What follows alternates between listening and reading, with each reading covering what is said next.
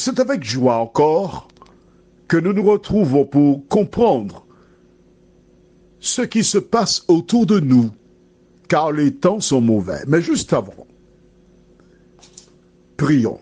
Notre thème est ingénieur du diable. Cet esprit,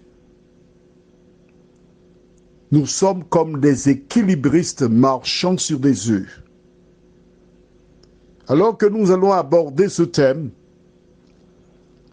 nous te remercions pour les informations que nous sommes en mesure de récupérer à partir de cette vidéo. Aide-nous, oh Dieu,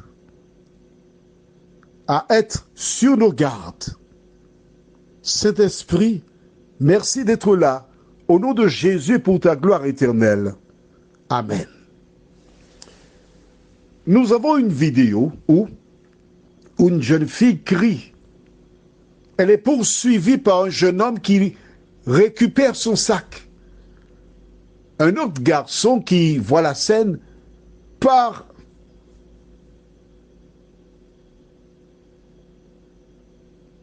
à la poursuite du voleur. Ce dernier s'engouffre dans une petite ruelle, mais ce jeune homme qui veut aider continue.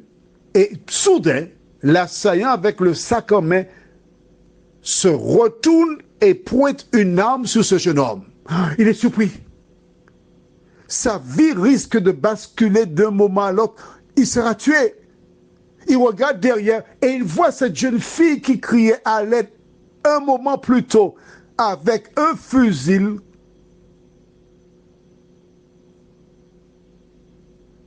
pointé vers lui. Il est tombé dans un guet-apens. Waouh! Je ne te cache pas que lorsque j'ai vu cela, j'ai commencé à réfléchir sérieusement sur mes actions. Pourquoi? Parce que toutes les fois qu'il y a une injustice, toutes les fois qu'il y a une bagarre, j'ai tendance à y aller pour mettre la paix. Bien sûr, tu me diras que je sais que plusieurs personnes ont perdu la vie ainsi. Oui, tu as raison. Mais quand tu te trouves face à une situation où tu vois une injustice, il y a quelque chose en toi qui te pousse à aller défendre la personne qui est maltraitée. Parce que tu penses à ta mère, tu penses à tes sœurs, tu penses à tes enfants. Aujourd'hui, toi qui as vu la vidéo, si demain tu vois une scène comme cela, que fais-tu? Ah oui, mais on dira non assistance à la personne en danger, il faut faire quelque chose quand même. Ouais, ça sonne bien. Alors je vais t'expliquer quelque chose. Je m'organise pour ne pas me trouver dans des lieux où il y a de la bagarre. Je suis à mon domicile toujours avant le coucher du soleil, parce que je vais au lit avant 20 heures. Vois-tu, il faut maintenant réfléchir sur ce que tu fais, où tu vas, parce que les gens sont vraiment ingénieux pour commettre le mal. Fais attention. Quand tu vois un homme battre une femme ou molester une femme, tu dois te poser la question maintenant, aujourd'hui, est-ce une comédie ou la réalité? Mais lisons la Bible, veux-tu? Dans le livre de Genèse, chapitre 6, au verset 5,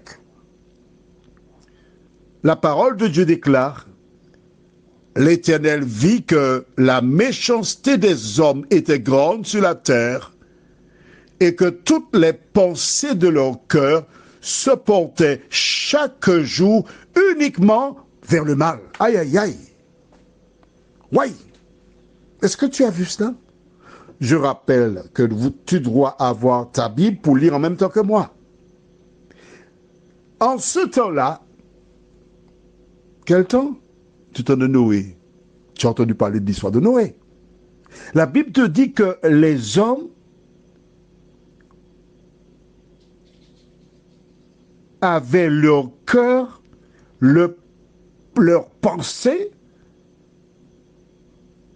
porté chaque jour uniquement vers le mal. Ce que nous voyons aujourd'hui est la copie conforme, on pourrait dire, du type de vie que les gens vivaient du temps de Noé. Voici un jeune homme, nous n'avons pas la suite de la vidéo. Un jeune homme qui a mis sa vie en péril. Et je ne dis pas ce qu'il pourrait faire s'il n'a rien en poche. Lorsque tu vois des choses de ce type, tu dois comprendre que ceci est un signe du second retour de Jésus de Nazareth. Allons plus loin. Au livre de Romains, chapitre 1er, nous lisons le verset 28 à 31. Comme ils ne se sont pas souciés de connaître Dieu, Dieu les a livrés à leur sens réprouvé pour commettre des choses indignes. On s'arrête ici, juste au verset 28. Je voudrais t'expliquer le verset 28. Comme ils ne se sont pas souciés. Ce sont eux qui ont pris la décision de ne pas chercher à connaître Dieu. Et vois-tu, il n'y a que deux chemins. Le chemin de la vie ou le chemin de la mort. Quand tu ne cherches pas à connaître la volonté de Dieu, le diable te pousse, mais ce n'est pas Dieu qui t'envoie faire ça, non. Le diable prend le contrôle de ton être. Continuons au verset 29. Étant rempli de toute espèce d'injustice, de méchanceté, de cupidité, de malice, plein d'envie, de meurtre, de querelle, de ruse, de malignité. Les hommes sont méchants. Un jour, un homme a rencontré deux jeunes filles qui faisaient du stop. Il s'est arrêté. L'une s'est assise devant, l'autre à l'arrière. Et à un moment, pendant qu'il circulait, celle qui était devant a commencé à déboutonner son corsage. Le monsieur qui conduisait, voyant cela, à l'aide de sa main droite, il a pointé celle-ci vers la jeune fille. Il dit, mais vous faites quoi là? Et celle qui était derrière a fait la photo de la main, mais la fille s'est installée pratiquement le dos contre la portière pour la prise de photo.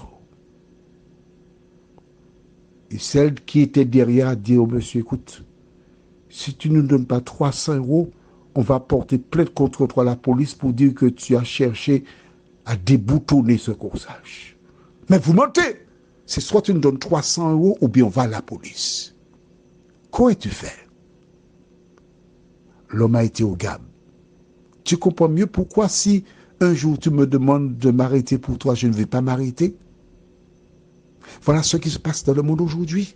La cupidité des personnes qui veulent avoir de l'argent facilement. Prends tes précautions. Parce que le diable utilise des personnes pour te pousser à bout. Lisons le verset 30. Rapporteur, médisant, impie, arrogant, hautain, fanfaron, ingénieux au mal. C'est le thème que nous voyons. Rebelles à leurs parents, dépourvus d'intelligence, de loyauté, d'affection naturelle, de miséricorde. Vois-tu ce que dit la Bible là? Se déroule actuellement sous nos yeux. Par rapport à cela, tu dois prendre le temps pour réfléchir, prier et savoir quelle conduite à tenir. Prions. Notre Seigneur, notre Dieu, nous te remercions pour les petites vidéos qui nous enseignent, qui nous montrent comment notre monde est à un stade où véritablement les gens sont ingénieux pour le mal. Merci de nous éclairer. Merci de nous vivifier. Merci de nous aider à prendre les bonnes dispositions et conduis-nous jour après jour dans le chemin du salut, nous t'en prions.